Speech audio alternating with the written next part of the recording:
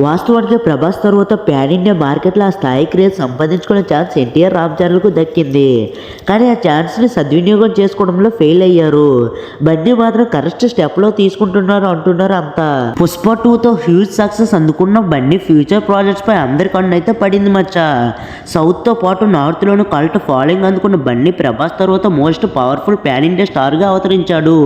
ఈ తరుణంలోని బన్నీ తన కెరీర్ని చాలా జాగ్రత్తగా ప్లాన్ చేసుకోవాల్సి ఉంటుంది. ప్రస్తుతం బన్నీ త్రివిక్రమ్ ప్రాజెక్ట్తో పాటు పుష్ప 3 అయితే చేయాల్సి ఉంది మచ్చ. దీంతో పాటు అట్లీ, సందీప్ రెడ్డి వంగ, సంజయ్ లీలా, బన్స్ లీలతో ప్రాజెక్ట్ చేయనున్నట్లు టాక్ అయితే వినిపిస్తుంది.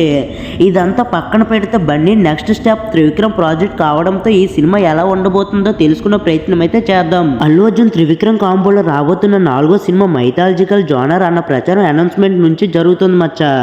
తాజా సమాచారం ప్రకారం అల్లు అర్జున్ ఇందులో సుబ్రహ్మణ్య స్వామిగా కనిపించనున్నాడని అయితే తెలుస్తుంది. గాడ్ ఆఫ్ వార్గా కార్తికేయుడికి ఉన్న పేరుకు తగ్గట్టుగా ఈ సినిమాలో అల్లు అర్జున్ పాత్ర ఉంటుందని, పురాణాల స్ఫూర్తిగా త్రివిక్రమ్ ఈ సినిమా కథను సిద్ధం చేసినట్లు వార్తలు అయితే వినిపిస్తున్నాయి మచ్చ.